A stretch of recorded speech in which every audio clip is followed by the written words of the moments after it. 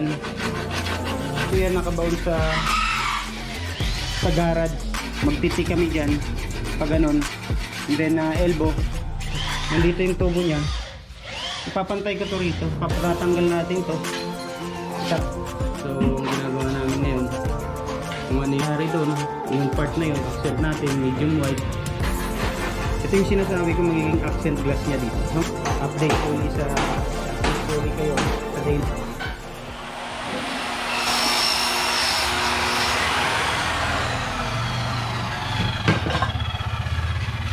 Pala na sayang. Bakit? Yung maiksi. Kulang ng tatlo pa eh. Hatiin mo na lang sa dalawa. Tago na yun. Hello guys, welcome back. So day 8, ay day 10. Day number 10. So guys, day 10 namin ngayon sa house renovation ng ground floor. So, bali ito yung ginagawa. Ayan. So, ang ginagawa namin ngayon guys is nagpapabricate kami ng salamin doon sa aming magiging highlights sa labas. So, ito na yun. Ito yung nasa loob niya. And then yung kabila nandun. So, ang gagawin namin dito guys, meron kaming dalawang peaks sa taas, sa baba, and then yung gitna namin, yan yung slide up. So update tayo sa day number 10. So bali itong labas namin na tinatapos guys. Bali okay na yung loob. So itong part na to, ito yung sa labas ng bahay niya. Naglagay ako ng tiles 40 by 40. Kaunti lang naman to. Tapos yung castle stone, yung highlights nitong pinaka grills. Tawag ka Marvin. Ayan. Bali eto na lang guys, concrete to. Ang lalagyan namin dito pintura lang. So pintura. So nakakabit na rin yung internet. So yung downspout namin dito lalagyan na lang to para doon sa balkonahe sa taas. Yan. Yan yun. So okay na po yung steel door natin guys, nakakabit na. And then finally yung aming steel gate is okay na rin. So hihilamusan na lang namin to ng pintura guys para talaga magmukhang ano siya. So yan, bali naka-open siya. Yan yung magiging itsura natin ng gate. Nakakabit na yung highlights natin sa gitna na brown. Then yung steel door natin. So ongoing kami sa pagtatiles dito. Kahapon natapos na namin yung castle stone. Castle stone guys, yun yung castle stone. So ngayon may naghahalo, may nagtatiles. Yan. Bali itong part na to bibilogin na lang to pag ano, para hindi sumabit yung paa. Bali yan na yung maging finish natin. Oh. Okay. Ako, chocolate yan, pre. Package. Ha? Yung akin, Toblerone lang ha. Ngayon mo lang dyan. Natawag ba kayo kuya? Sa loob ko kontak eh. Ay, nandun sa loob ko sa loob eh. Sa black gold na dati eh. Dito. Dito lang. Okay. So, bali yung outdoor natin guys. Tapos na ang ating outdoor lahat. So, itong kisame na yan na lang lalagyan ko. Lalagay namin dyan, piping board. Itong part na yan. Yan. Maglalagay ako rito ng wall lamps. Dalawa. Andyan na yung mga ilaw, yung in-upload ko nung nakaraan na video dun sa unboxing. So, nandito yung sa meral ko. Bali yan. So, papasok tayo guys sa gate. Tingnan natin yung ano. So, bali ito.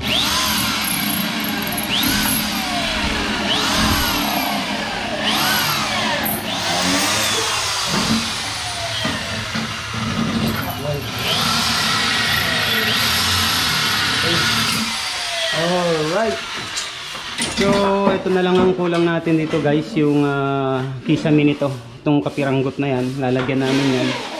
Then yung part na to, papasintagahan ko to. Diyan naman babagsak yung drainage natin galing sa taas.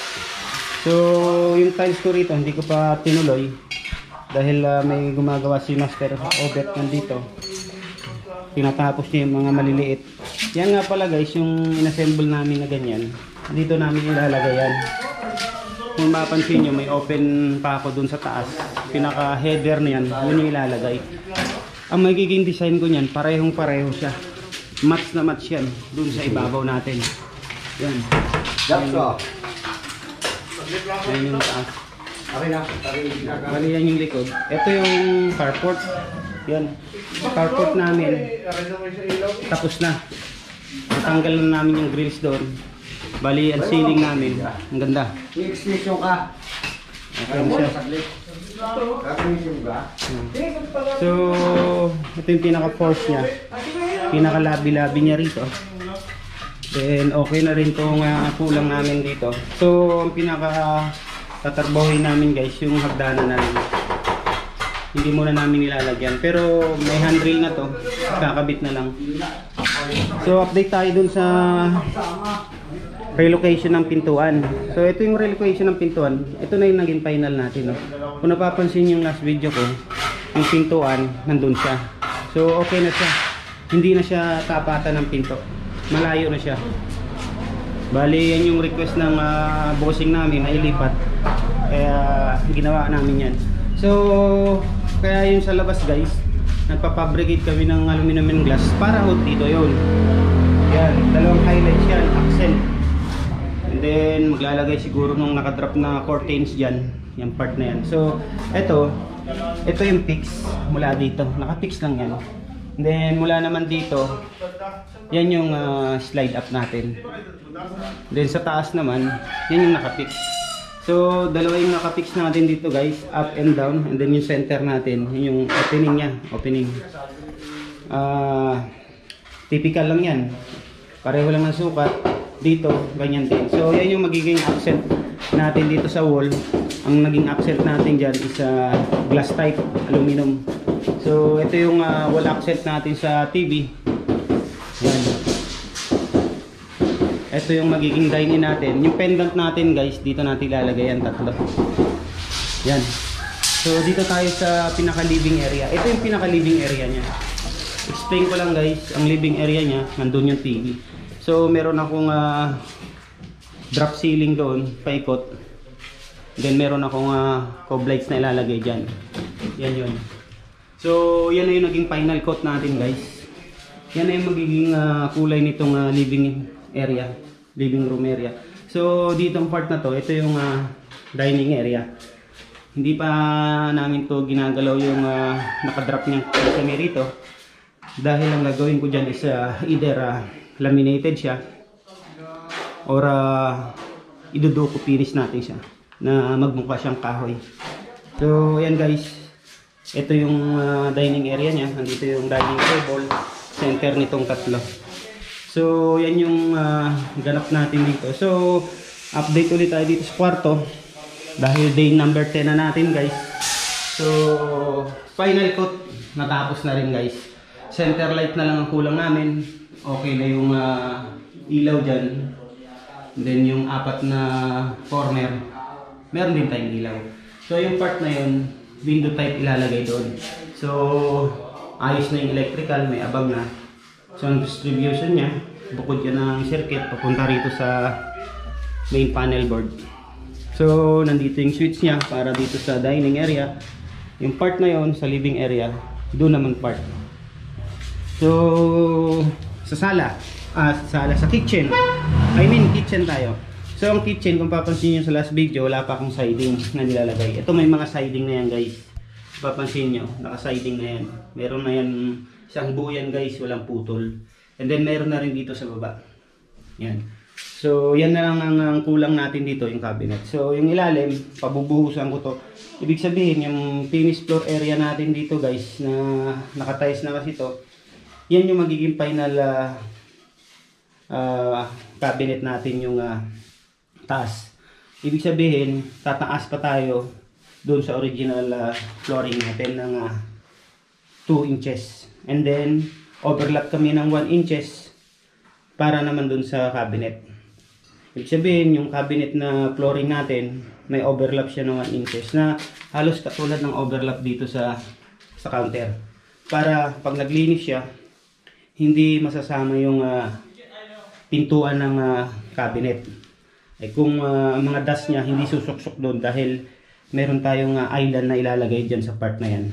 So, bubuin lang yung cabinet guys. Gagamit kami dito ng plyboard and then sasalpak na lang yan dalawa. So, ito yung pinaka-sink niya. Andyan na yung sink, ready na. Hindi ko muna pinakabit dahil baka mamaya babagsakan. So, mahirap na. So, ingat-ingat din tayo.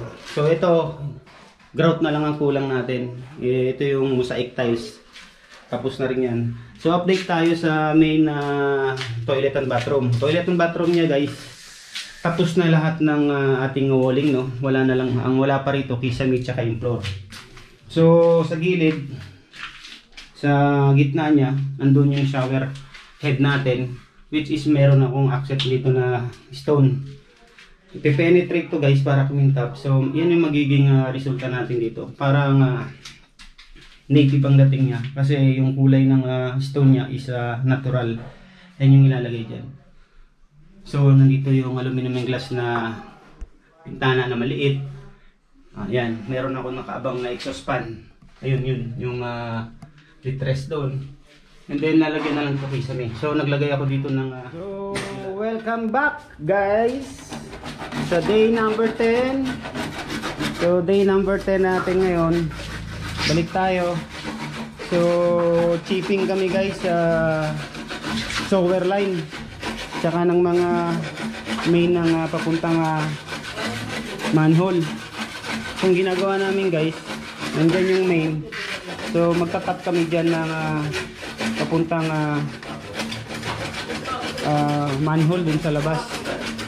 Dahil ang pagtatapan namin yung ito, sa kitchen ho yan, ang kanyang faucet. So dito namin itatap sa main yan. Nandito yan nakabaon sa garage, sa carport area. So yan, yung sitting gun, magtitik kami doon. Kakatingin namin yan guys, magtitik kami dyan pag ganon.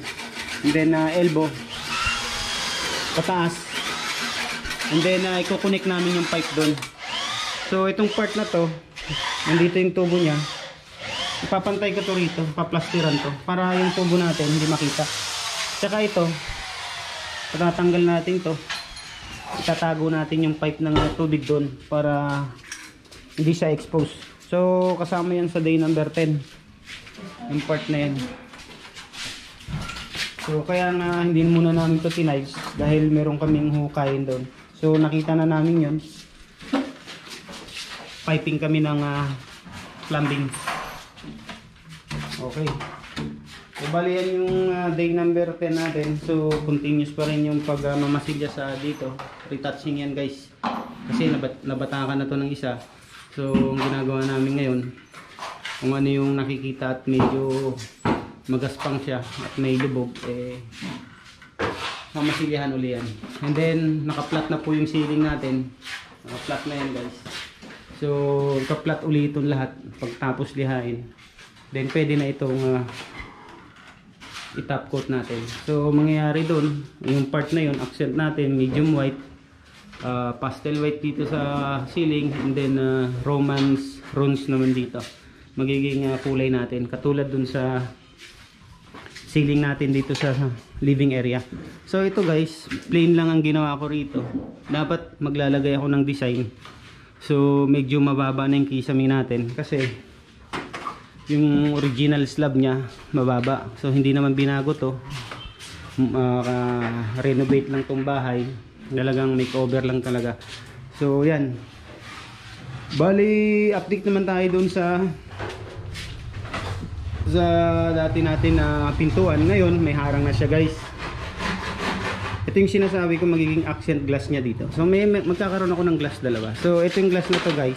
Papansin nyo, slide up to. Yan. Gaganyan lang siya. Yan. Wala pa tong lock. May lock yan guys, dalawa. Kaya may fix yun, dalawa. So ito yung magiging accent niya para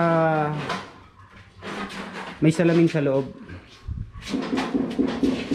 Ang titingnan natin ditong part na to, maganda siya tingnan. Pero reflective lang lalagay natin dito. Then ito na yung main door natin, nalipat na siya.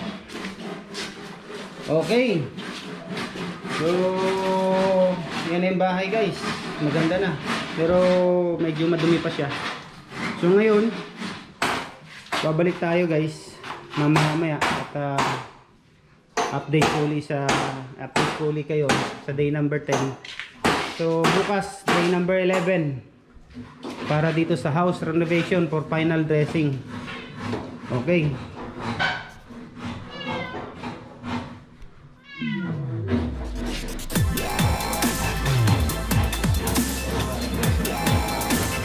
So guys,